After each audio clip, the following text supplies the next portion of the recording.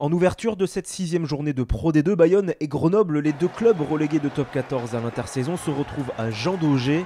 Et les supporters bayonnais attendent beaucoup de leurs joueurs après le revers à Vannes. Mais attention, les Isérois sont en grande forme dans ce premier bloc. Justement, ils le prouvent dès la première minute de jeu. Nigel Hunt déchire le rideau défensif basque.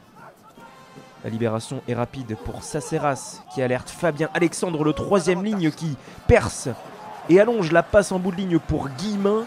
L'ailier qui est repris mais transmet à son tour pour Gervais Cordin. En avant ou pas sur ses deux dernières passes, Monsieur Blasco-Baquet accorde l'essai à l'arrière grenoblois. 7-0 puis 13-0 après de nouvelles pénalités iséroises. Le FCG qui accélère avec ses avants, puis avec Lilian Saceras qui tendra et plante le deuxième essai de la partie, déjà 20-0 pour le FCG. Mais comme à Vannes lors de la 5e journée, Bayonne réagit avant la pause avec un ballon porté qui se forme à 5 mètres de la terre promise.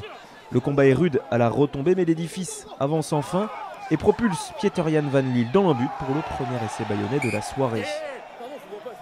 Les Basques terminent en trombe ce premier axe, ce sont les arrêts de jeu. 3e touche à 5 mètres et Grenoble est déjà réduit à 14 contre 15. Carton jaune pour Nigel Hunt et double sanction pour les Grenoblois sur ce môle écroulé. Essai de pénalité pour l'Aviron qui s'en sort très bien dans ce premier acte et qui n'est plus mené que 20-14 à la mi-temps. Au retour des vestiaires, le FCG est donc en infériorité numérique pendant encore 9 minutes. Des Grenoblois qui font face à un réveil musclé des Bayonnais, notamment en défense. Fabien Alexandre récupère ce ballon acrobatiquement. Saceras décide donc d'en remettre une couche dans l'axe avec Stéphano qui est bien pris. L'angle est ouvert pour l'ouvreur du FCG.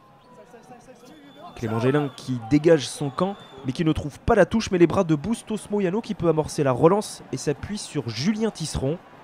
L'ailier bayonnais qui temporise, prend les informations et met les cannes. Avant de feinter la passe et de passer dans un trou de souris, cela va trop vite, personne ne l'arrête et il plante le 3e essai bayonnais qui donne l'avantage à l'Aviron 21-20 pour la première fois du match. Mais Bayonne laisse échapper sa chance et Mêlée a inversé la tendance sur pénalité 21-23. Les Grenoblois sont plus réalistes sur cette fin de match à l'image de ce lancement. Le brelet intérieur pour Mignot qui trouve Saceras plaqué solidement par Van Lille. Avantage et pénalité pour le FCG. Mais sur ce ralenti, on voit bien que le plaquage est dangereux du numéro 8 bayonnais qui écope logiquement d'un carton jaune et laisse Bayonne terminer ce match à 14 contre 15. Face au Perche, David Mêlée enquille facilement une deuxième pénalité. Grenoble se donne de l'air avec 5 points d'écart à 6 minutes de la fin de la partie.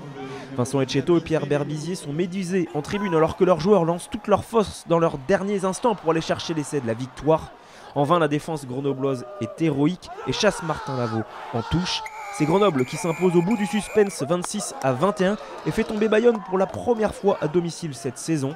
Une 5e victoire en 6 matchs pour le FCG, provisoirement leader du Pro D2.